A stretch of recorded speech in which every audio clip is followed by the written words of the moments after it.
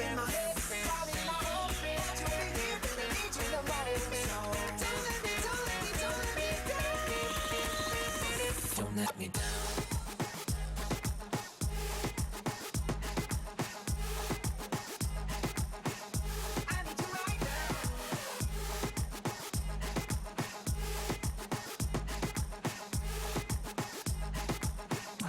Gotta hold on.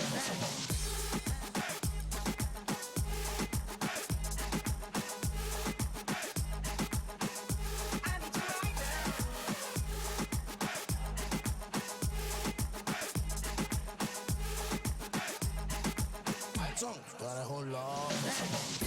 Running out of time. I really thought you were by my side, but now there's nobody by my side. I need you right now. Yeah, I need you right now. So don't let me down.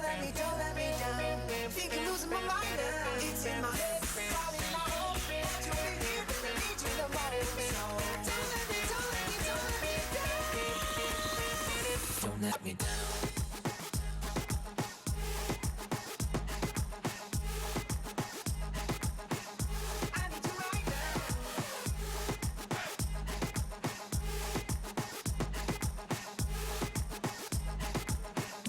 Gotta hold on.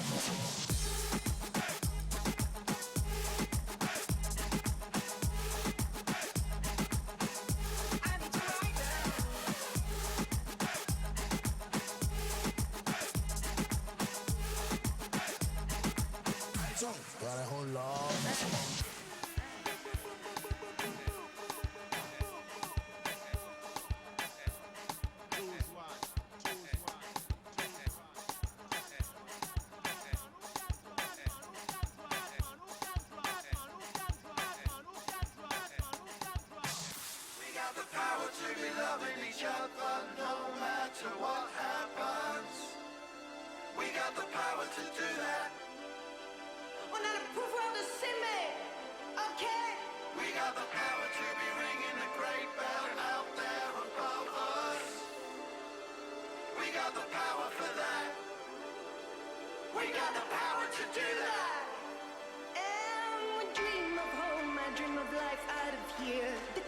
Small, my dreams don't know fear. I got my heart full of hope. I will change everything, no matter what I'm told. How impossible it seems. We did it before and we'll do it again. We're indestructible, even when we're tired. And we've been here before, just you and I. Don't try to rescue me. I don't need to be rescued. We have the power to be loving each other, no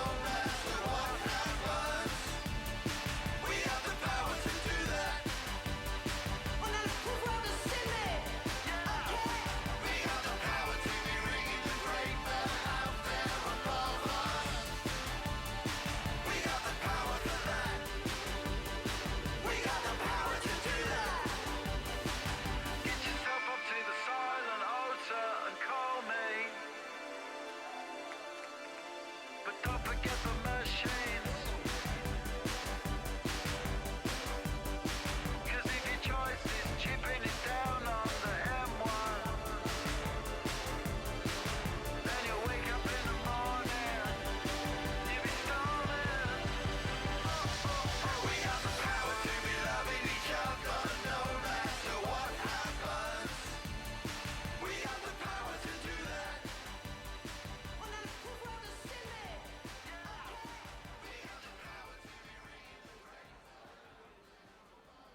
Students and advisors, welcome to the 2017 April Year-End Conference. Now get on your feet and welcome your State Executive Board.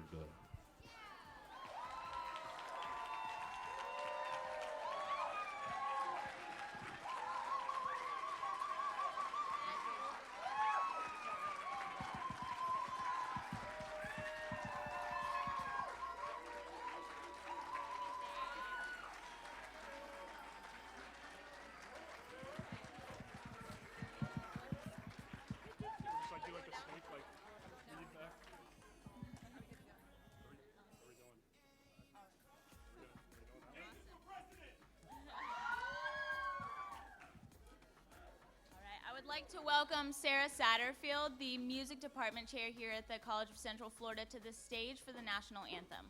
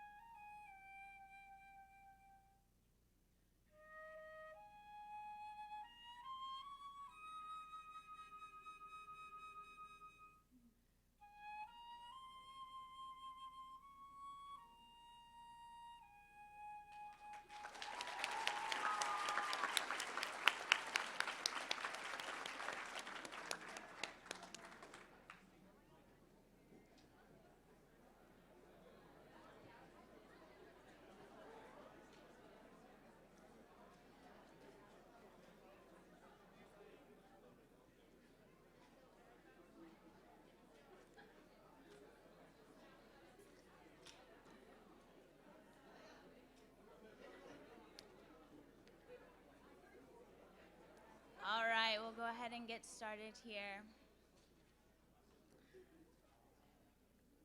Goal: the object of a person's ambition or effort, an aim or desired result. I cannot proclaim goals for others to strive to experience at this conference if I do not first have personal leadership goals I hope to experience from each of you and make those known to you as well.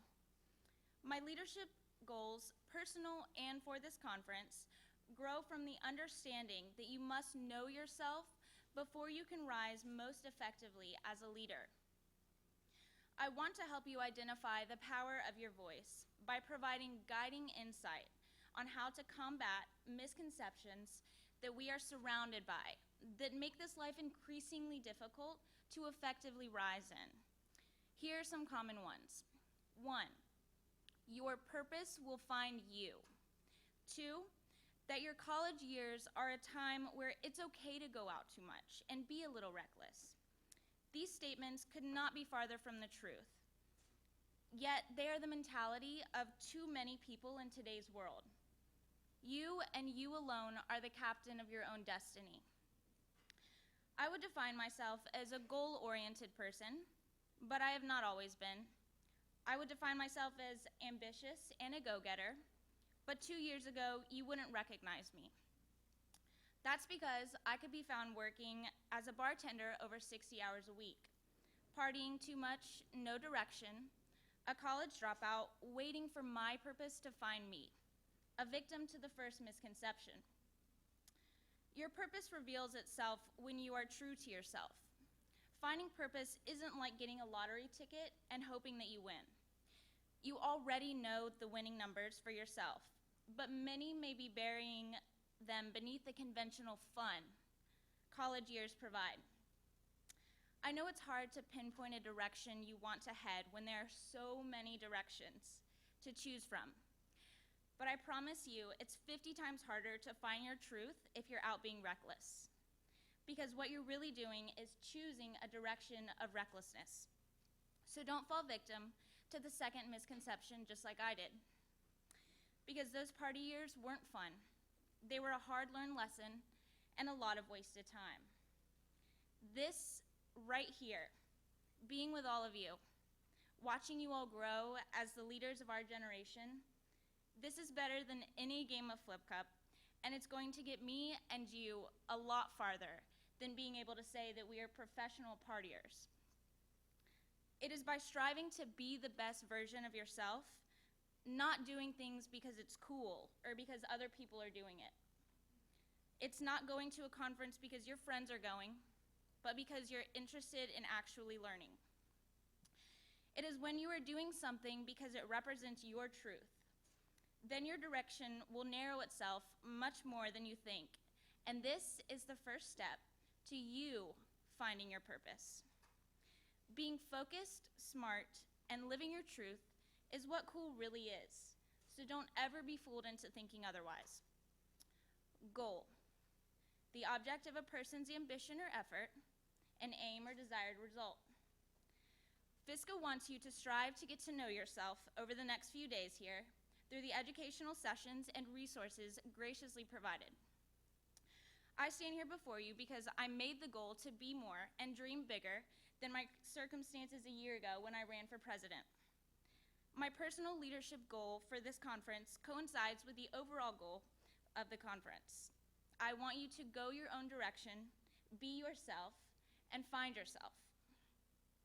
When you know yourself, you improve your leadership and can fully harness the power of your voice. When you harness the power of your voice, that's when we change legislation, charging forward, bridging gaps that lead to sustainable improvements in the higher education system. So network, meet like minds, crave to learn, utilize the resources here, be curious about the legislative process, and always ask questions. I am beyond proud to call each of you my friends and colleagues, and I'm delighted to welcome you each to the April year-end conference.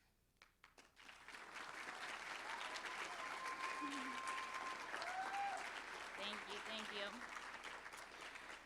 I would now like to call up the Student Activities Board President, Sierra Oliver.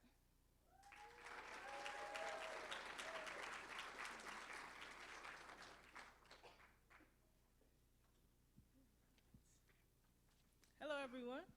How y'all doing today? Well, I'm Sierra Oliver, President of the Student Activities Board here at the College of Central Florida, and I would like to welcome you to the Ocala campus. My team and I, we are wearing the green backpacks. Yep, they're right there. And we're going to be here to help you, guide you if you need help around our campus. It's pretty simple, so hope you have fun and enjoy your time here.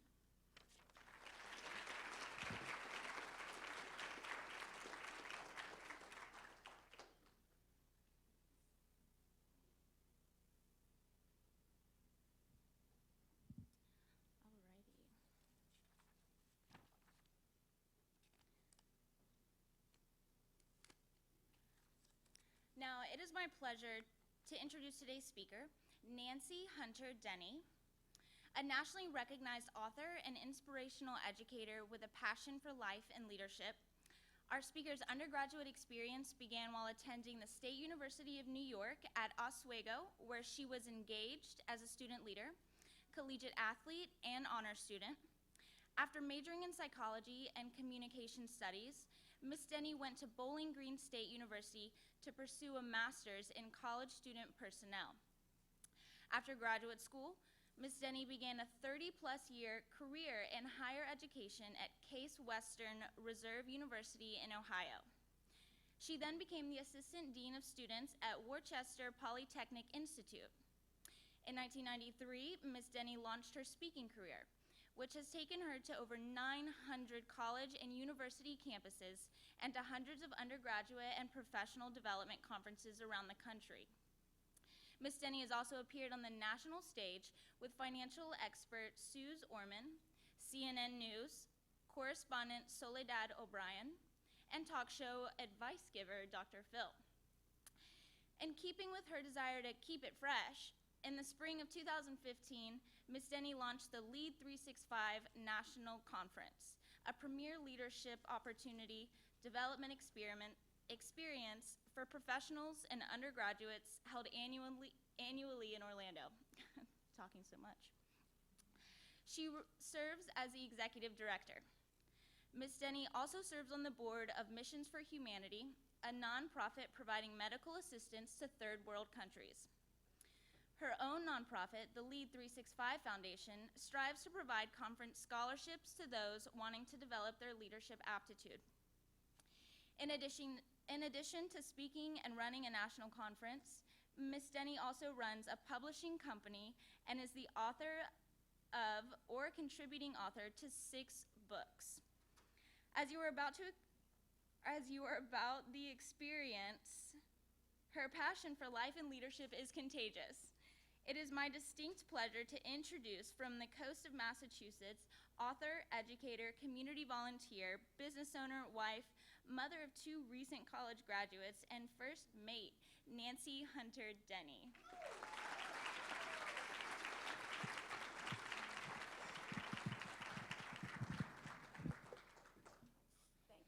You are welcome. How about a round of applause for Caitlin? Well done. And Caitlin, you spell your name like my daughter Caitlin spells her name, so I love you. Okay, we have that. We have that. How we doing, okay? How was lunch? Good? Yeah, it's pretty nice when you don't have to pay for it, right? You don't have to put it all together, go shop for it. It just shows up in a box and says, here, eat me. That's great. That's awesome. So how many of you are here right now? Okay, just double checking. It's so fun to be in the sunshine. I'm coming in from Massachusetts, and our weather, we just got a blizzard like a couple days ago. The birds are just so pissed off. It's not, it's not even spring there. You look at crocuses, and they're like, oh, come on, give me a break. Where's the sunshine? So I am so excited to be in the sunshine. One more time, who's in the room right now? Ah, that's what I want to see. So before I get started, I do want to acknowledge the fact that y'all did something kind of cool today. You got up. Okay. Now, for some of you, you're thinking, you have no idea, Nancy. But you got up. But there are other people in the room who for weeks, for months, have been trying to make this experience what it's going to be for you. So I think we should have a little shout out to them. I'd like to thank Allison Walker. Where's Allison? She was in the room a minute ago. Okay, there's Allison. Thank you for bringing my name to the committee. That was very nice. I also want to thank Rochelle Pope-Finn for all she is doing, for all she's doing. And then my mini-me, who just runs around like this, Marjorie, she just keeps on going and going and going. I want to thank her, Marjorie McGee, for everything she's doing behind the scenes and in front of the scenes, bringing me here. So how many of you are first-time conference goers?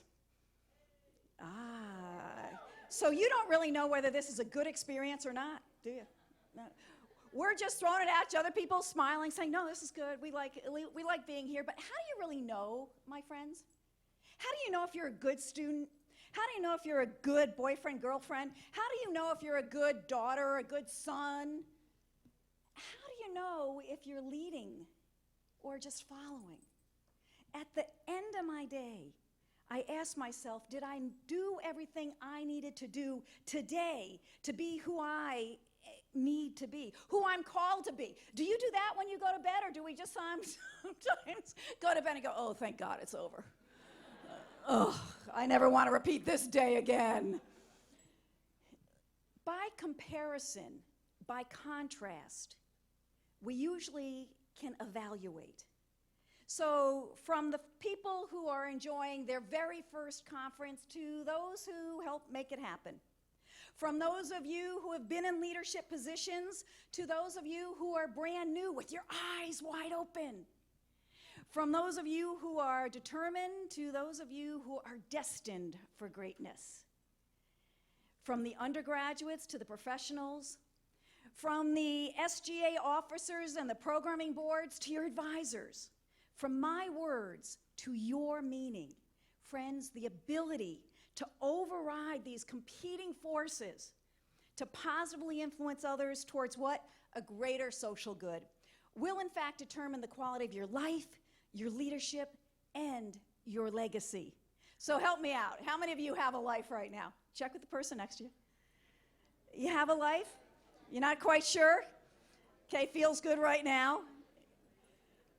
But I get the honor and the privilege of speaking to so many young adults And our conversations are about this thing called life, leadership, legacy. And I had a student come up to me once when I was at Randolph-Macon College after a program, and she said, "You got a minute?" I said, "What's up?" She goes, "Well, I just want to share something with you. Someone told me something once that I think has changed my life. And maybe if you repeat it, it will change other people's lives as well." And I said, "Okay, hit me with it. You drop it, I'll pick it up. Give it to me." And she said, "You know, life, there's only really 2 difficult days." And think about your life. You're thinking 2? I think not. Think a few more than 2, Nance. 2 difficult days. She goes, the day you're born, and then the day you finally figure out why. And that question, why, it's only 3 letters. Only 3 letters, but think about the powerful punch it leaves. I mean, how many of us in this room have ever said to ourselves, why am I here? Why am I taking this class? Why am I dating you? How many of us have asked ourselves these questions? Why? And it really comes down to the question of purpose. And as Caitlin so eloquently said, purpose, my friends, is a central question to our very being, to our identity, to our life, to our leadership. So we need to spend a little time, and I get 30 minutes to talk about this thing called purpose. And I'm going to do it in a different way because I believe, my friends, that purpose is your present. And it's that simple. If you can be good now, guess what? Later's going to happen. If you can take care today, my friends, tomorrow happens. If you can focus on being excellent in the minutes, the decades happen. So if you look at your purpose as your very present, I want you to break it down. I want you to be more present. I want you to get off the phones, the technology. I want you to turn your chairs. I want you to look right at me. I want you, when you're walking around, to be looking at other people's eyes. Make your very presence known. You see, I wrote a whole book on influence, and it's called Zing. And it's about the magnetism of your very being. What it is you carry with you wherever you go. What other people see when they look at you. Are they looking at your eyes or your head? Are you allowing them to bounce off of your energy, or are you draining theirs? So think about this concept of purpose and being present. But I will be honest with you, when I was a college student, we didn't have the kind of distractions that so many of you have. And it's very easy to be distracted nowadays. I get that. Well, let's see if you are distracted. Raise your hands. How many of you can read after I give the question? Raise your hands. How many of you can read a chapter, get to the entire last page, and then you have no recollection of what you just read? That is a sign of distraction. How many of you sometimes walk into a room, you get into a room, and you forgot why you went there? How many of you can forget the name of the person you are being introduced to as you are being introduced? That's a gift. I think that's a gift. We are very, very distracted, aren't we? My favorite sign that I'm doing too much, that I'm distracted, is when I'm on the phone going to my husband, "Tom, I told you I would be right out in the car when I can find my phone. I told you I will get there." Anybody ever do that, or is it just me? Yeah. We are very distracted. 2 good reasons why. The first one, this technology thing. I am in a room with people who are consistently not in search necessarily of a meaning in life. No, you are in search of an outlet. Think about that. You are in search of an outlet. Technology, as great as it is, can also be somewhat of a burden. Having to check in with people, having to check on people, having to check data and information. You have the access right here, but with that comes, dare I say, some strings attached. How many of you, when you go to bed at night, the last thing you do is check your phone? Mm-hmm. And how many of you, first thing in the morning, what do? You check your phone. Okay, that's just weird. What I would like to suggest is the last thing you do at night is show appreciation for what you received during the day. And then when you get up in the morning, you get up, and the first two things that happen when your feet hit the bed are a thank you, not a where's my phone. And you start and end your day a little differently, where you control it as opposed to being controlled by it. So I want to suggest as we move forward that there are legitimate reasons why many of us get distracted. Technology being number one. Number two, multitasking. And you are all really good at it. I am very, very envious. I mean, I can't get from point A to B in my car if the radio is on. Oh yeah, no, because that would require listening and seeing. Okay, no, I don't do that. Multitasking, raise your hands. How many of you can be in one class and study for the exam you have in the next class?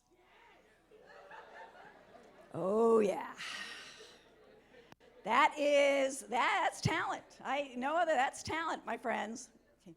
Think about multitasking. How many of you can watch Netflix, write a paper, and eat dinner all at once? Amateur hour, Nance. How many of you can carry on 3 conversations using 3 different social media formats with 3 different people at once? I love it. That's just crazy. And the latest thing that I am observing, which I just think is so strange, is you ever see people conducting business while they're doing business? You walk into a restroom, behind the stalls, people are talking. They're on their phones. I'm thinking, come on, give it a rest. Give it a rest. Is there no time? And then the ultimate sign of your multitasking, and I'm going to ask you to raise your hands if you do this. How many people in this room brush your teeth while taking a shower? Oh man. How many of you are thinking, good idea, brush teeth while taking shower?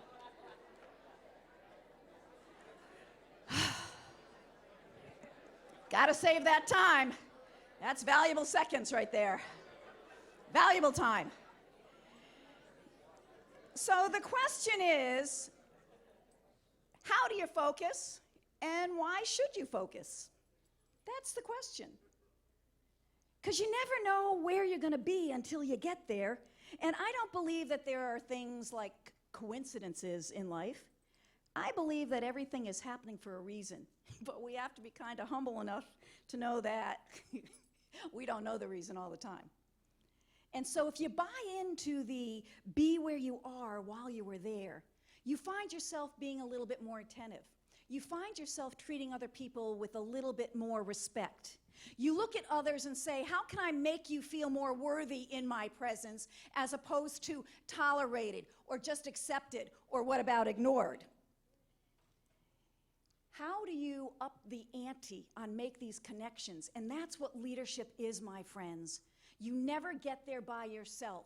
You need to know people. You need people in your world. I always say, if you want to know where you're going to be in 5 years, take inventory of who you're hanging around with right now.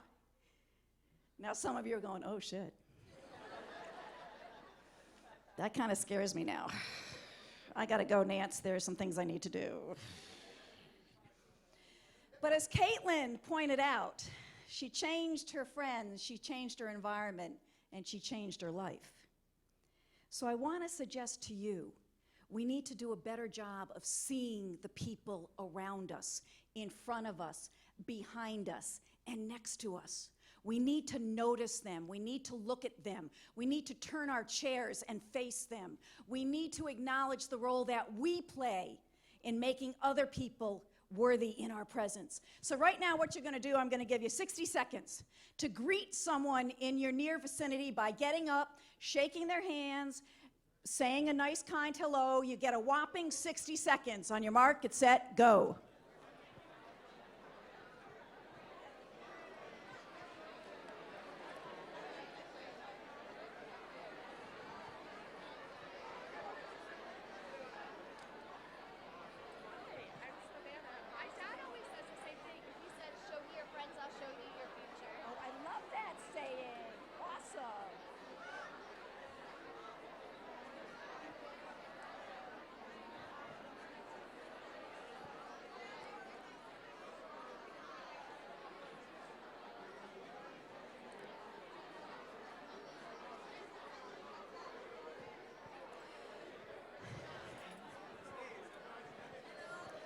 Hello there.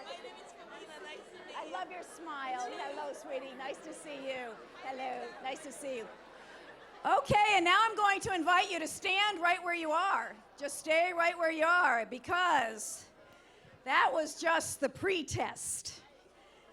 That was the pretest. Now what I want you to do, as I did this morning, I always say a prayer when I get up in the morning, that, let me be the window in which your light shines through me onto others. That's my prayer. And when I look at this room, I see a lot of windows. I see a lot of smiles that brighten up a day. I see so much eye contact that I don't always see when I'm in a room with students. And so what I want to suggest is that you're going to get another 60 seconds, but this time, I want you to think differently. I want you now to know, not to assume, not to guess, but I want you to know and own the fact that there is a reason why you are standing in close proximity with someone that you probably don't know. And today is your opportunity to change their life forever in your 60-second communication with them. Puts the pressure on, doesn't it? On your mark, get set, go.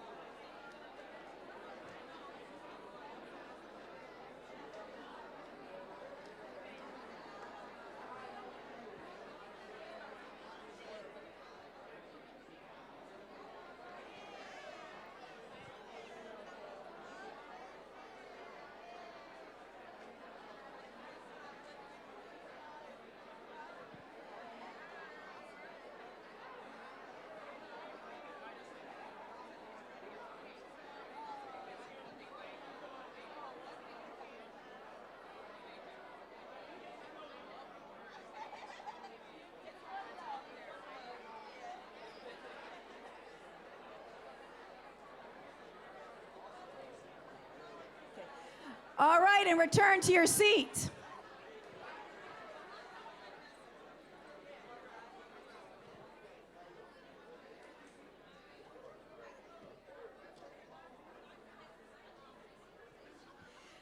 I could tell by looking at you the difference between conversation number one, the obligatory, and conversation number two, I want you to feel more worthy in my presence.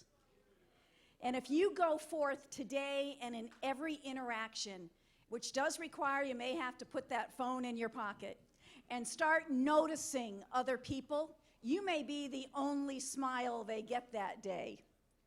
You might be the only, hey, nice to see you, what up? How many of you sometimes feel ignored during your lifetime? How many of you in your student council or programming board meetings sit there, you say something, no one does anything, 5 minutes later, somebody says the exact same thing, and everybody's listening. Oh, they heard that person.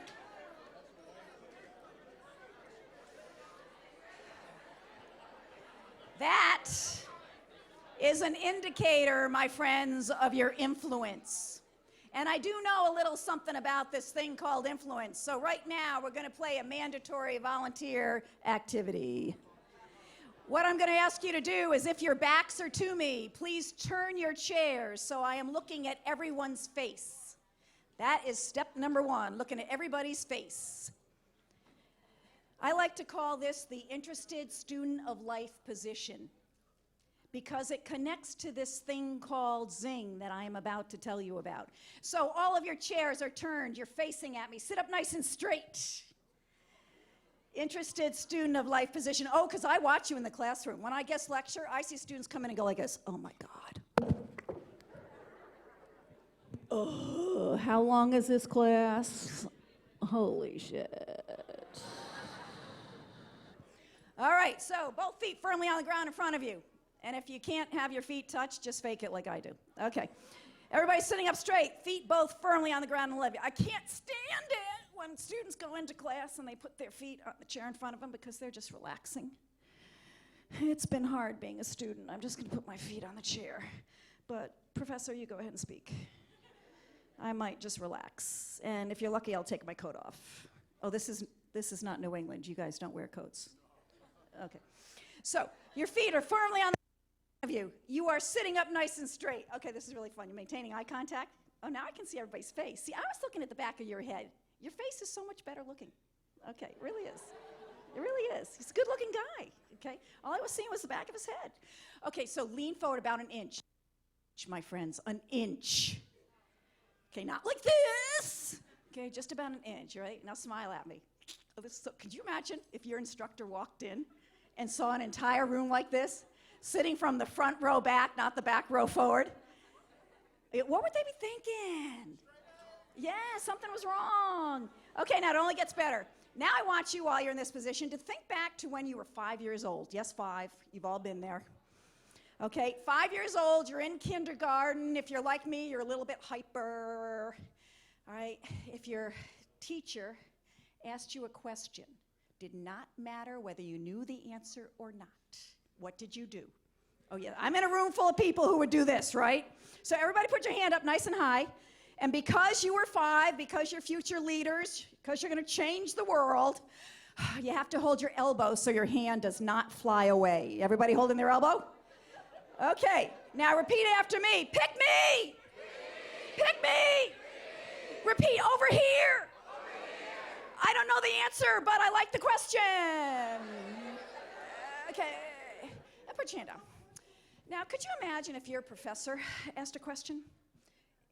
In class, imagine if he asked a question and instead of seeing the entire room do this, oh, text me when he looks away. Oh crap, eye contact. Imagine if every hand went up. When was the last time that happened in a place of intellectual curry, which you are paying for? What about your relationships? What about the people you sit on council with or on the programming board with? Do you raise your hand? Do you ask, how can I help? Or are we a little too busy, my friends, saying, what's in it for me? Think about when your hand goes up and when it doesn't. You see, my friends, if you're in this room at this moment, at this time, if you're truly present, then you understand something. You raised your hand a while ago, and Caitlin, my friend, you were picked. You were picked. And don't take that lightly. When I speak at commencements, I like to congratulate the seniors, for today is the smartest you will ever be again. Because today, upon your graduation, is when it should hit you. Just how much it is, you still don't know. And then I go on and talk about, hey, all the opportunities you've been afforded. How many of you have told the incoming students, have told the peers, how many opportunities you provide for them on campus? Well, I really believe if you're in this room right now, you have to own something else. Those aren't opportunities. Those are obligations. And if not you, who? You said, pick me, and they did. So what are you going to do with that? How are you going to have your life and your leadership influence others? You know, sometimes we don't always feel like playing, do we? Oh, no. Someone says, oh, look who it is. Damn. And you go to the next person. Or someone walks in and you're all excited. You're like, hey, what's up? And then someone else, oh, crap. See, when you say pick me, we're taking the good with the bad. We're taking the easy with the hard. We're taking the conflict with the really nice relationships. When you say pick me, you need to be able to turn on a switch to play when you don't want to play. But you see, you already said, I'm in the game. So I want to introduce you to this thing that I call Zing. What is this thing called Zing? Zing is an approach, my friends, to your life and your leadership. It is but a word that packs a very powerful punch. Zing, oh, I own that word too. Isn't that fun? Anybody in this room own a word? No, it's really kind of fun to own a word. So I own the word zing because of its significance. Zing is that switch to give you what you need when you need it. Zing, by definition, is an ability. In other words, you can learn it. To do what? Override the stuff. How many people in this room want to have relationships? How many people in this room have relationships? How many people in this room have to work? Yeah, how many of you have to go to school? How many of you have to study? Okay, so let's face it, you've got stuff that competes with your ability to serve. So Zing is the ability to override all those things to do what? Positively influence. Because leaders, trust me, you can negatively influence. But positively influence others towards what? A greater social good. Zing, my friends, is founded on 3 core principles. Having some self-confidence. Man, if you don't believe in what you have to say, why should I listen to anything that comes out of your mouth? If you don't believe that you're headed in the right direction, why should I get behind you? If you don't know that you've got a brain in the head and a heart and you have the ability to do whatever you want, how is the world going to be changed because of your very presence? Confidence, a core principle. Second one is courage. Oh my gosh, you might have confidence, but do you have what it takes to step out of your comfort zone? To risk. When I started the national conference, yes, my friends, I took a home equity loan of 150 grand to say I'm going to go from nothing and try to build something. Now, my husband rarely lets me forget that I owe him $150,000 on the mortgage. But you know what? It's only been 3 years. Give me a little bit of time. I'm willing to take that risk. Why? Because at the end of the day, I believe that there was better for students out there. I believe that we needed to raise the bar on what we're teaching you and do it responsibly. So I was willing to take that risk. Look on your own campuses. What are you willing to do to make it happen? Look at your own life. What are you willing to do to make the change you need to make? The courage. And then the third principle of this thing called of Zing is the curiosity factor.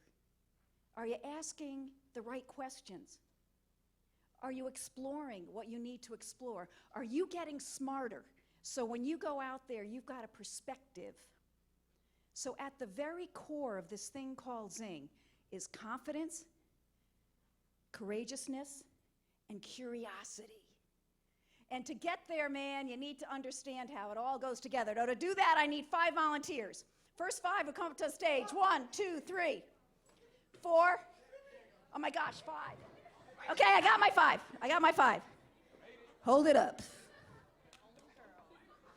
Okay, they're going to show you this equation.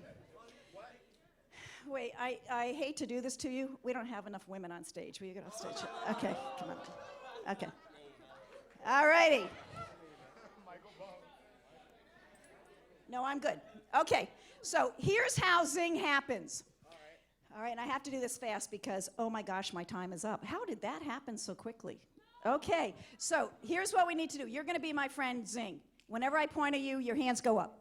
Because Zing is life and leadership with what? An exclamation point. It's based on the premise, my friends, the energy you put out there is the energy you get to draw from. It is colorful, never beige. Zing asks how, not if.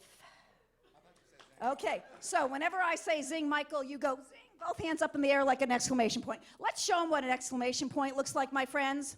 All right, Fasiga, let's see an exclamation point. Both hands up in the air. And now when you do that, you say Zing. You ready? Zing. There you go. Okay, so Michael, whenever I point to you, you do the Zing. Gotcha. Oh, Zing. Right now, Michael, you got it? Zing. Okay. Zing is a function of, and you are? Danny Daniels. What a cool name. Do you thank your parents every day for that name? Because that's really kind of cool. Yeah, I was named Nancy. What the heck? Okay. So what you're going to do, Daniel, is you're going to put your hand, no, you're not. You are the person in the equation, okay? Because wherever you go, there you are. So just point to yourself and say, you. You. Okay, that's pretty easy, isn't it? You got it? Okay, just look at his smile. Yeah, it's good, I got it. Okay, so Zing. is a function of, You. and this is your personality. This is your use of language. This is your ability to get off your phone. This is looking at people in the eyes. This is your intelligence, your lack of discrimination and oppression. This is wherever you decide to put yourself, okay? So you're the you in the equation. Plus, the environment of opportunity. Pronounce your name for me. Kianis. Kianist? I love that name. What kind of a name is that? Oh, no. I don't know. It's just a name. Okay. It's better than Nancy. That's all I got to say. Okay, Kianist. Environment of opportunity. Environment of opportunity. Love it. And say it with a little bit more attitude. Environment of opportunity. All right.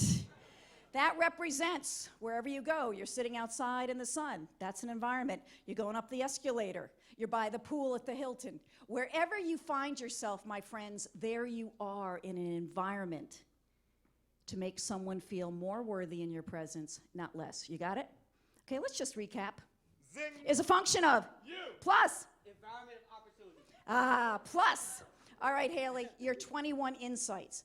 These are behaviors that you can intentionally do, and I've made reference to a couple of them, to be more zingful, to attract people into your life, as well as ask, how can I help, not what's in it for me. So would you just give me 21 insights? So 21 insights. Excellent, very good. Then we have, I hate to say it, Savannah, individual detractors, and you know what they are. That's fair. That's fair. These are things that people do that really take away from your. These are things that people do that are really aggravating. Things like talking on the phone or picking up the phone when they're in conversation with you. Things like showing up late and being the first to leave. Things like running over your allocated speaking time. I'll be done soon, I promise. Things like cutting people off in a conversation. How many of you hate to be interrupted? Oh, but how many of us interrupt? Exactly. Okay, so just put your hands over your ears and go, bleh. Okay, she's got it. How about a drum roll for this thing called zing? You ready? Zing. Okay. It's a function of plus, Environment of opportunity. plus, minus. All righty, how about a round of applause? And you each get a book. Hey. Okay. There you go. I'll sign it later. Okay. All right. You're gonna sign it. Now there is so much more that I could share with you after 35 years in higher education. There's so much more I want to give you. But you see, you have an agenda, and I have to respect that. Why? Because I have to respect the people who invited me here.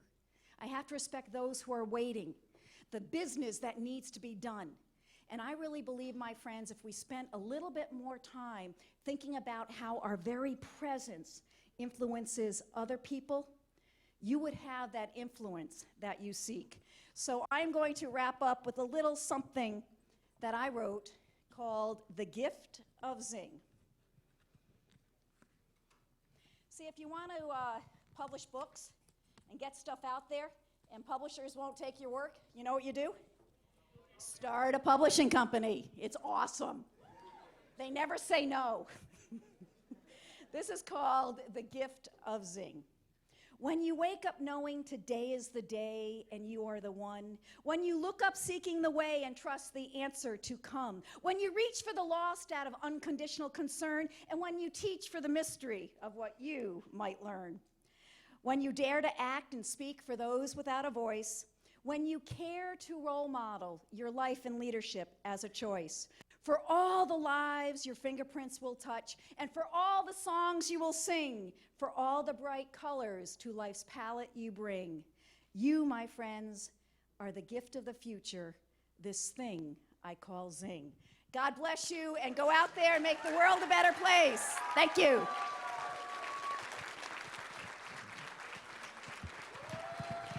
Thank you.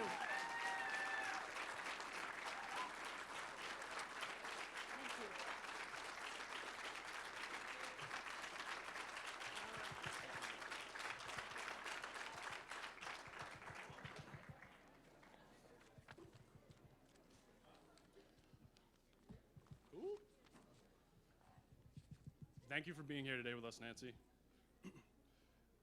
And thank you for your dedication to building stronger student leaders throughout the world.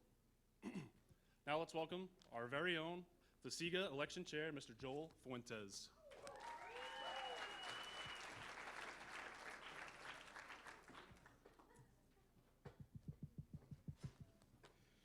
Good afternoon.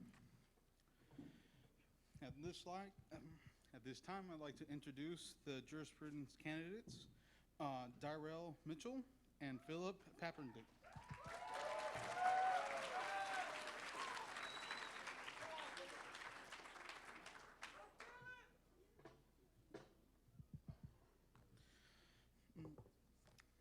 Darrell, if you please come and give your speech.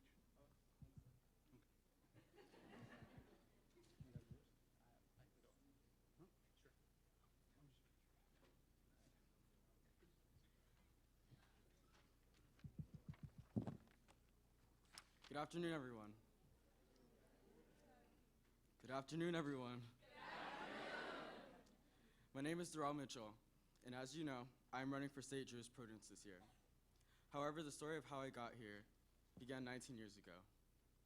On March 19th, 1998, my mother delivered a healthy baby boy.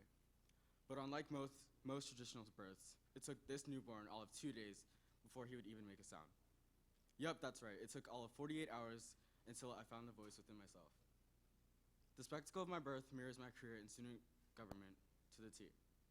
I went through elementary school and middle school as a complete introvert, and it wasn't until high school and college that I decided to branch out and be my true self. Within my first year of student government, I became a senator and worked closely with my parliamentarian to go over bylaw revisions for our campus at Broward College. In doing so, I got to experience the moments and gain skills necessary to bring state jurisprudence for this prestigious organization. Recently this year, I've had the opportunity to collaborate on a committee with the members of Executive Board and delegates to suggest changes within FCSSGA's constitution. Such exposure to what the job entails has strengthened me as a leader and as a candidate. I believe that through the knowledge that I've acquired, I can ensure clear insight of our constitution, as well as being an organized force and overseeing the State Jurisprudence Committee. I know that if elected state jurisprudence, the values and principles of FCSSGA stands for will be properly carried through, and what I've learned in student government over the past 3 years will effectively use to cooperate with the Executive Board and future participants of this organization. It would be an absolute honor to stand before you all as state jurisprudence for the upcoming year. I found my voice, I found my zing, so for a job well done, vote Darrell.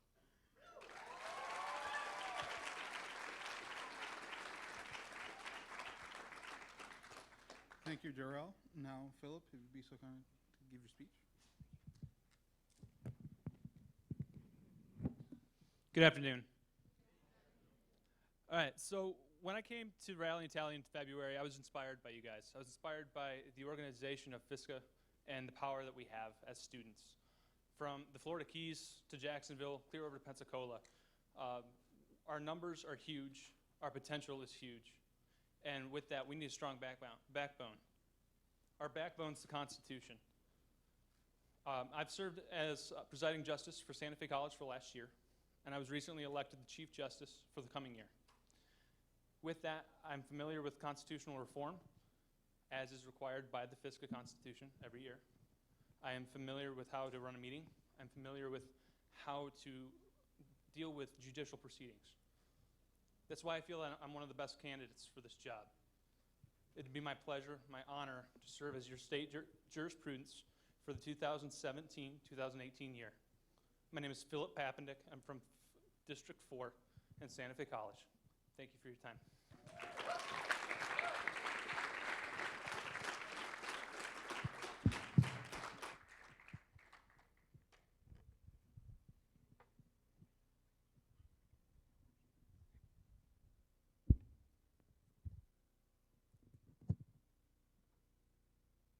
Alrighty, so now I will ask both candidates a few questions to hopefully give you better insight into their positions as candidates to help you with your voting. Question number one, and we'll start with Darrell, is what have you seen in FCSSGA that you feel needs to be changed, and how will you accomplish this change?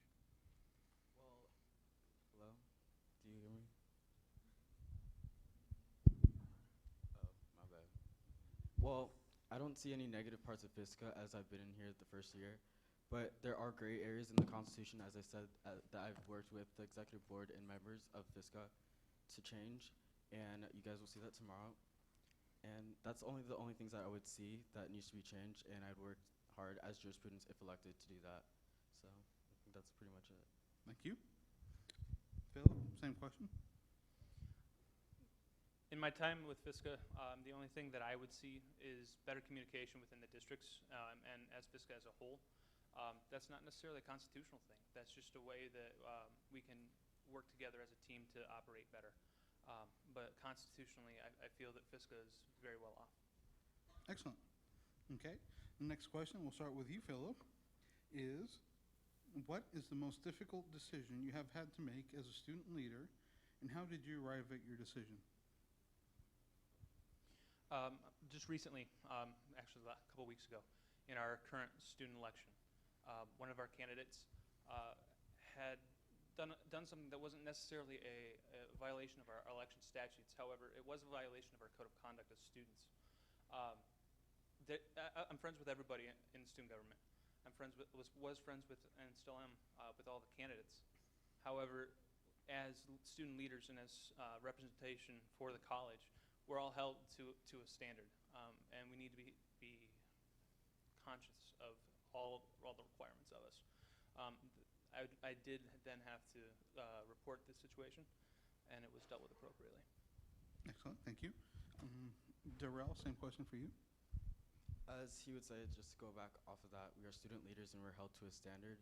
And in my organization at home, there was an issue with one of our officers, and we had to make the decision to go forward with the impeachment process, which was very hard, but we are student leaders and we have to be the best that we can be to represent our student body. So that's what we did to resolve the issue. Excellent. And I'll ask one more question for both of you. What is your favorite book? Your favorite book, yes. I think my favorite book is Charlotte's Web. Yeah, I just have to say that it brings childhood memories back, and it just encourages being like one with each other. And even though there's a pig and there's a spider, you know, we're all the same, and we just have to respect each other, if that makes sense. Excellent. Thank you. Philip?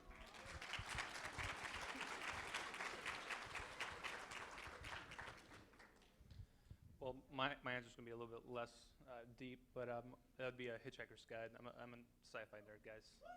Excellent. Thank you. Okay. Now, if you both please go back and take your seats. Thank you.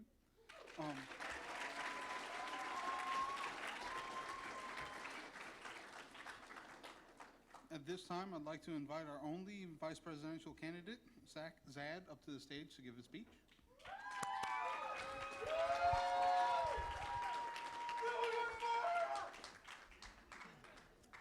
Joel, we've known each other for a long time, so I think it's appropriate to say that my last name is Saad. Yeah, just saying. All right. Good afternoon, fellow leaders. My name is Zachary Saad, and I'm excited to be your next Vice President of the Florida College System Student Government Association. I want to start by first thanking each and every one of you for supporting my decision to run for this position. I am blessed to be standing in front of you all right now, and without you, I wouldn't be able to be up here right now. This year, I have gained experience not only as a leader, but as a representative of the Florida College students, as a team player, and as a young professional. I started this year as a senator of Florida Southwestern State College's student government. I quickly became interested in doing as much as I could to help as many people as possible. My main goal is to reach all of you in ways that you've never been reached before. Some of the qualifications that make me a good fit for this job are: I currently hold the position of campus clerk on my student government. I'm a member of the Social Engagement Committee for FCSSGA, and I am also a member of Florida Southwestern State College's Constitution Committee. School involvement is very important to me, as is being a great leader. Leadership is about so much more than leading a group of people or an organization. It's about inspiring people through the kind things that you do and say every day without even knowing you're being an inspiration to them. Over the past month, I've worked diligently with members of my Florida Southwestern State College's Constitution Committee to amend our current Constitution. One of my accomplishments, I'm sorry, I'm a little bit nervous if you can't tell. One of the accomplishments that I've made on the Constitution Committee this year was a motion to add a community outreach committee to our student government. I have written statutes for the amendments that I have made, and I was able to present the addition of the committee to my student government's executive board, where it was voted on, approved, and added to our Constitution. I also aided in the addition of a judicial board, which will be led by a Chief Justice. As Vice President of FCSSGA, one of my goals is to work closely with the FCSSGA Director of Legislative Staff and the District Legislative Liaisons of the Legislative Information Committee. I will ensure that all students are well informed on the bills that affect us and our colleges. When we poll students of our colleges, we need to know exactly what we are saying. This will ensure the best representation of our students' stances on bills and issues when we go to the Capitol next year. Next year in Tallahassee, I strive to see our lobbying efforts affect legislators more than they did this year. This is only one of my plans, but something else that I want to ensure is establishing and maintaining close relationships with all of you. I don't know about you guys, but I need more friends. I want to hear what you want from your colleges and campuses. What do you feel needs to be changed or fixed? This is your education, and the time that we have in college is mere compared to the rest of our lives. You need to know that you can form your college experience into whatever you want it to be, and now is the time to make a change. I want to help each and every student find the key to unlock the massive potential that I see in all of us. I want to be a leader and a mentor to you that so many people have been to me this year. At the end of the day, we're all students. We're all friends. We're all equal, and we are all people. We need to help each other in doing what's best for all of us, our colleges, and our communities. This position is not a one-person job, and I will need all of your help. I don't want to be the voice for students who don't have one. And I know it's harsh to say, but instead I want to be the person reminding all of you that you do have a voice, and your voice is strong. We all have a voice, and together our voices can be as loud as we want them to be, and we can get things done effectively. My aspiration is to be an inspiration. I want to reinforce the fact that you can shine as bright as you want to because we have no limitations. We have the power to fight for what we believe in, so we're going to do just that.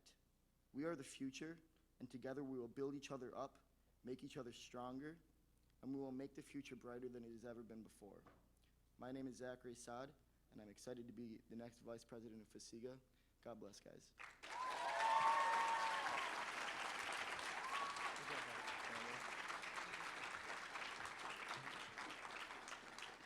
Very well said, Zach. At this time, I'd like to introduce the presidential candidates, Jacoby Benenfield, Dave Duvet, and Nathan Montagano.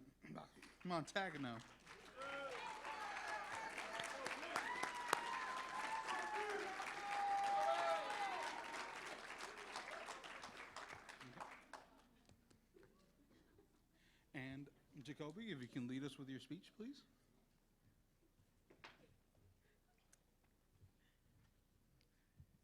It is really an honor to be here before all of you today. I've enjoyed these conferences more and more each time because you all really do feel like family to me, and it's really amazing. This organization was founded in 1958 on the ideals of advocacy, leadership, and promise. It was founded on the ideals that every community college student could be represented. Today, the Florida college system is home to over 800,000 students, but Florida's population is continually growing by the millions. This means that we'll have to serve more students than ever before, and that the Florida College System Student Government Association needs new leadership with a new vision geared towards success that can adapt to the increasing number of students and the increasing number of student concerns and issues that we have with it. I'm here today because I have that vision. I have a vision of growth, of change, of access, but I can't do it alone. It's going to take all of us together. Together, we can lay a strong foundation of excellence for the current and future students of the Florida college system. I'm here today because I love this organization. I'm here today because we need to see some change. Together, we can reevaluate our mission statement and rebrand this organization entirely. Together, we can be a voice for community issues such as mental health awareness, community policing, and other community issues. Together, we can be a strong force to be reckoned with. We can build strong partnerships with our city and county government officials and community advocacy organizations. Together, we can create a year-long civic engagement campaign to get students more informed and get more involved with their local, state, and federal government. Together, we will foster strong partnerships with our public schools and inform our students about the importance of the Florida college system and what this association has to offer them. You can't lead what you don't know. Therefore, I make it my personal mission, and it is my promise to all of you that if elected as your next president, I will visit every single college that we have in the Florida college system. I'll visit all 28, sit down with every student government to determine what are your individual institutional needs and how can we as an organization solve them. Now, throughout this campaign period, I've had many people asking me about my recent awards within the past year. And so yes, I did receive the Rookie of the Year award from District 4 last year, and I did just recently get awarded from the State Board of Education and the Commissioner of Education for my work within the Florida college system. I'm grateful for those awards, but that's not why I'm here. Titles fade, awards collect dust, and what's left, hopefully, a legacy of hard work. Anyone can put social media and communication on a platform, but it takes so much more than that. You all deserve a leader that is willing to fight for you and the students on your campus. You all deserve a leader that is willing to put in every bit of effort into serving. You all deserve a leader that is going to give 100% and someone that has a clear vision that aligns with the mission statement of this organization. There's so much work that we need to do. Every item on my platform are items that have come from you all. They're items that have been brought to me by students who have been heavily involved in this organization, items that you all told me you want to see changed. And so because of that, I'm optimistic about the future of this organization. Because as I look out in this crowd today, I see in you what the people who started the association in 1958 wanted for it. I see advocates. I see leaders, and I see a promising future. I'm running for state president because I refuse to sit back and watch this organization continue to do what it's always done. With me, Jacoby Bedingfield, as your next state president, I can assure you that tomorrow will be a new day in the Florida College System Student Government Association, and that every day I get up, I'm going to work for you. So let's take this vision, and let's lay the foundation for future students of the Florida College System. There's so much work to do, so I believe I only have 4 more words left for you. See you at work. Thank you.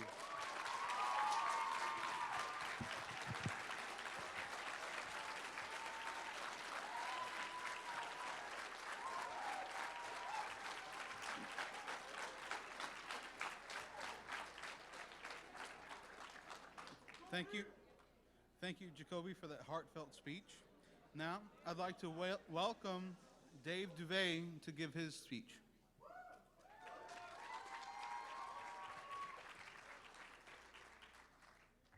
Good afternoon, friends and colleagues. Welcome to the beautiful city of Ocala, and welcome to the end of the year conference. I would first like to thank District 2 for not only giving me a chance and for believing in me, but its continued and unwavering support.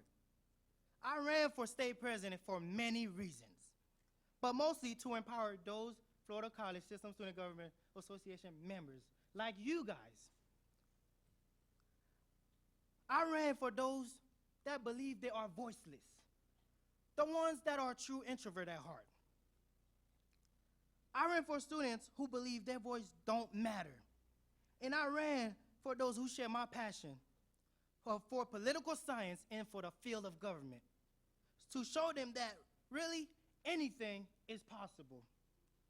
My focus, and one of them, will begin with legislation and how we view the process. So often, even the most passionate of students are often deterred by the legislative process. My goal is to simplify this so that even outside majors can understand and embrace the process. And legislation doesn't begin in November. Legislation begins now. Like many of you, I am also a student, and FCSSGA allowed me to find my voice. I remember when I first started FCSSGA, it was called FCSSGA. Way back in the hot sun in a District 2 retreat. When I first came, I saw leaders and people that had voices and people that were passionate about what they wanted to see. And I want to continue that passion. And not only do I want to continue it, but I want to hear your voice. I want to hear what you want to see change. I can stand up here and say all these things, but at the end of the day, what I want to see is not the same FCSSGA we have now. I don't want November to happen that we don't know what we're fighting for. I want you guys to know the moment that I find out what we're fighting for. If I have to call, text, email the legislator, I will do that. I want you guys to go to sleep at night and not worry about anything, because I will waste my sleep just so I can find it for you. A president should be somebody that's vocal, but also know how to be followed. A president is not one that just, when the conference begins, it's short time, let me be a president. No. When the conference didn't begin, I will go around and talk to every single one of you. President or not, I will still talk to you. Position don't matter on your campus, because I want to know what the smallest person have to say, because I used to be that person. I used to be the one that thought that my voice don't count. I used to be the one that believed I can make a difference. Now I'm in this position to change that voice, and I want to be the one that is vocal for you guys. Ask how your day going. Not just about, what events you guys had on campus. No. How's school going? How's life? Any stress going? Because I want you guys to believe and trust in me. I'm not going to say I promise, because promise can be broken. I am going to try my best to deliver. Because when I first started FCSSGA, somebody made that guarantee for me. Say, look, I'm going to try my best to make sure you become a leader. I stand before you to tell you I am going to try my best to lead this organization the way it's supposed to be led. From the bottom up. From the students that believe their voice don't count to the students that believe their voice do count. Because at the end of the day, it's not us that matter. It's what we have to leave for the ones that are replacing us. It's what does the students at our campus fight for. It's not District 1, District 2, District 3, District 4. It's FCSSGA that we have to represent. And I'm going to leave you guys with this. Vote tomorrow for your voice to be heard. Vote tomorrow for a brighter future, because the brighter future starts with Dave Duvay for state president.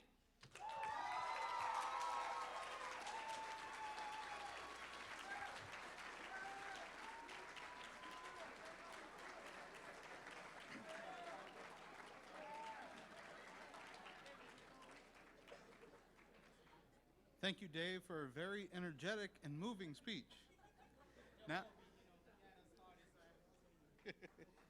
Now I'd like to ask Nathan to please come up and give his speech. I mean, how do you follow that up, honestly? Great job, guys. Seriously. Good afternoon, everyone. My name is Nathan Montagan, and I'm running to be your 2017-2018 Florida College System Student Government Association State President. And I've known since the very first day when I was sitting in the same exact seats that every one of you are sitting in right now that I wanted to be your president. I'd first like to start off by taking a moment to thank one of the most influential people throughout my student government experience. Honestly, I probably wouldn't be up here if it wasn't for him. When I told him that I wanted to run for state president, Without blinking an eye, he told me, Nathan, if you want to be president, I don't doubt for a second that you will be president. This man has been an inspiration to all of us, and unfortunately, this is the last conference as a state advisor.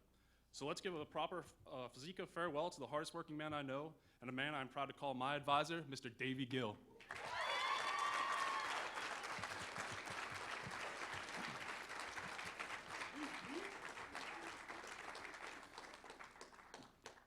When I get off stage, I know Davey's going to tell me that as much as he appreciated it, it wasn't the best strategy to give my time in my speech to thank him. And would tell me that this speech should be about me. But I believe that one of the most important qualities of a truly great leader is to have the ability to allow the people that they lead to have their moments of glory, especially when they're so deserving. And remain humble at all times. And after all, your president shouldn't be here for his own self-gain. They should be here for you, the students, all 800,000 of them that we represent all throughout the Great 28. And as your president, I will never forget what this organization represents. And I will represent all of you with dignity, respect, and a passion that will motivate me to stand up for what you believe in. The Florida college system has had an everlasting impact on my life, and I will never forget and will always remain grateful for that. And as your president, I will work diligently to make sure that we offer the same experience to as many of our fellow students as possible. As your current state jurisprudence, I've already began the process of implementing a new position to the state board as Director of Social Media, because it is invaluable that we get our message out to the world. And let our fellow students know that there is so much more to their college experience than just going to class every day with a means to an end mentality. At the young age of 14, I went through one of the hardest things any child could ever experience. I lost my best friend, my hero, my father. He was the greatest man I will ever know, and every day I just try to be a little more like him. However, he taught me more in 14 years than most fathers teach a son in a lifetime. He taught me how to stand up for what's right, even if no one has the courage to. He taught me to have self-respect and respect for others, even when they're at their worst moments. Even in his passing, he was still teaching me. Teach me how to deal with adversity, and teach me, no matter how long or how tough life may get, never quit, always keep fighting, and always strive for excellence. As your president, I will continue to improve on these values that my father instilled in me. A wise man told me that in my speech today, I should tell you about my greatest accomplishment in life. I consider myself very fortunate for the many things I have accomplished. But above all, I consider being accepted to become a mentor in the Big Brothers, Big Sister of America my greatest accomplishment of all. Only to be matched by becoming your president. Having the opportunity to work with my little Kyle, an underprivileged young man with a smile that lights up a room as well as my heart every time I see it, has been the most rewarding thing I've ever been a part of. Finally, I'm a man of vision who has big dreams for myself, this organization, and for all of you. So let's stand together and continue to improve what is already the greatest community college system this world has ever known. Thank you.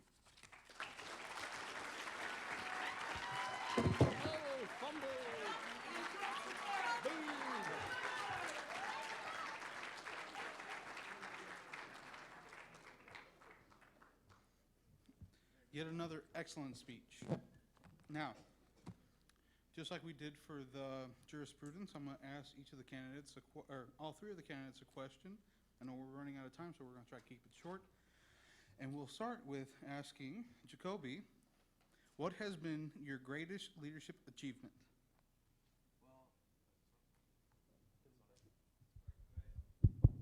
Thank you. So my greatest achievement would be getting elected to serve as the state vice president for the Florida FFA Association. I served with them a year after high school. I was elected to that position, and I ended up having to sign a one-year contract with them and take a year off of college to serve that organization. And it was my greatest achievement because during that year I was able to visit with 72 schools, middle and high schools. I was able to travel the state. I was able to write workbook material, facilitate conferences. And that for me was great because of the people who poured into me. Not because of the title, but because of the individuals that I got to meet, because of the lives that changed mine. So that to date is my greatest leadership accomplishment.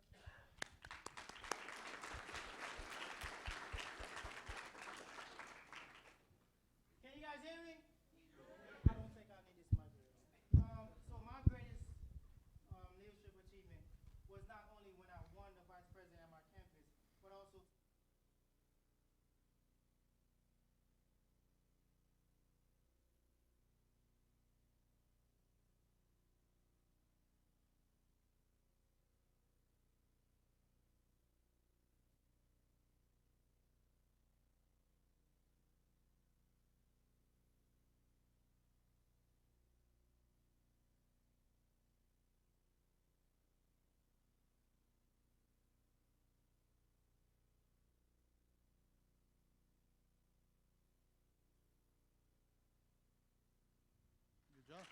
Thank you. My greatest leadership accomplishment is right now. I'm living it here in front of you, having the opportunity to run for your state president. Just having an opportunity to be up on the stage with such great candidates and to represent the greatest community college system this world has ever known. We are the #1 community college system in America and in the strongest, most powerful country on the planet. And it's just been a truly great opportunity, and I couldn't be more grateful for it. So thank y'all.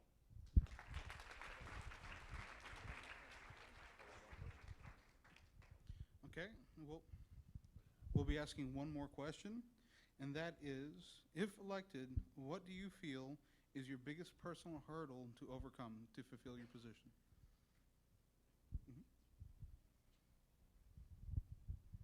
My biggest personal hurdle would be wasted time. I find myself sometimes, not taking full advantage of certain things. Too much Netflix and chill with my dog Coco, honestly. And if elected your president, I'm going to go ahead and I'm going to eliminate the biggest distraction that I have. I'm going to go ahead and I'm going to sell my TV and my Xbox so I can dedicate every waking moment that I have to this organization and to the student government and all 800,000 of the students it represents. Thank you.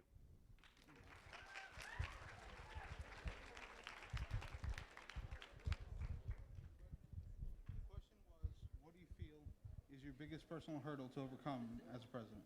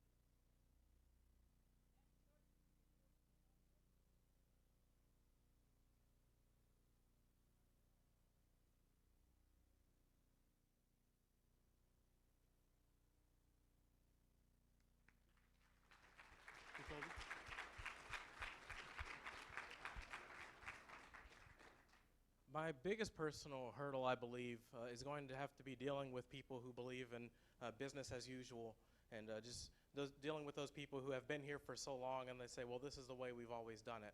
I believe that's going to be my biggest hurdle because I'm really passionate about this organization, and I believe that this organization has far more potential than it's being used for. So I want to see a lot of change. I want to see a lot of growth, and I think that's a big hurdle, having to deal with people who just believe in just the way it's always been done and not looking to change.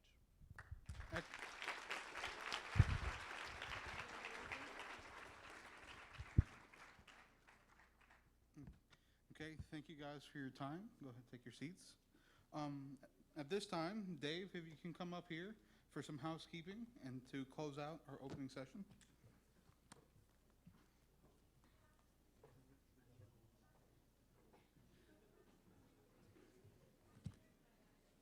Do a little ditty.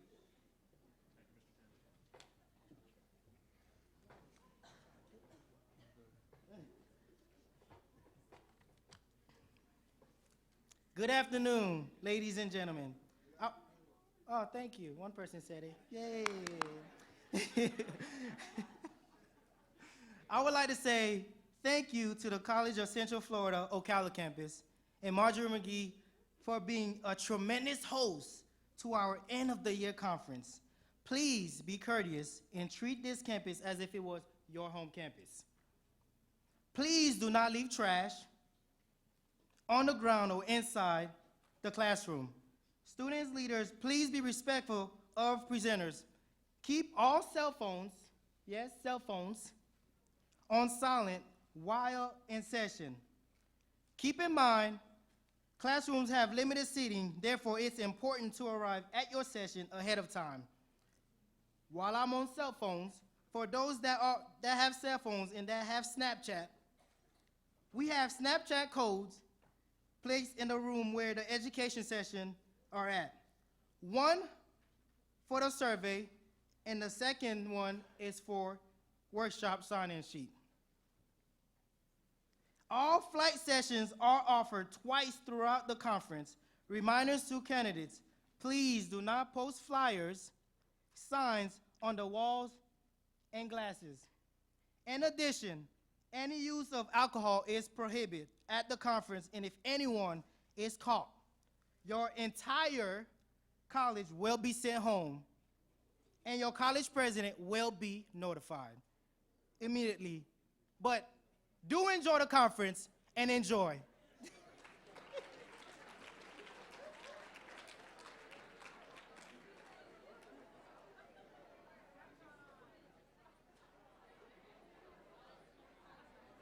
Testing.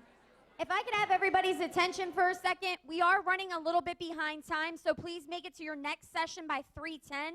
And then snack break with the candidates will start at 4:10, and they'll be in the lobby where Marketplace was. So just make that adjustment. Please arrive to your sessions on time. Thank you.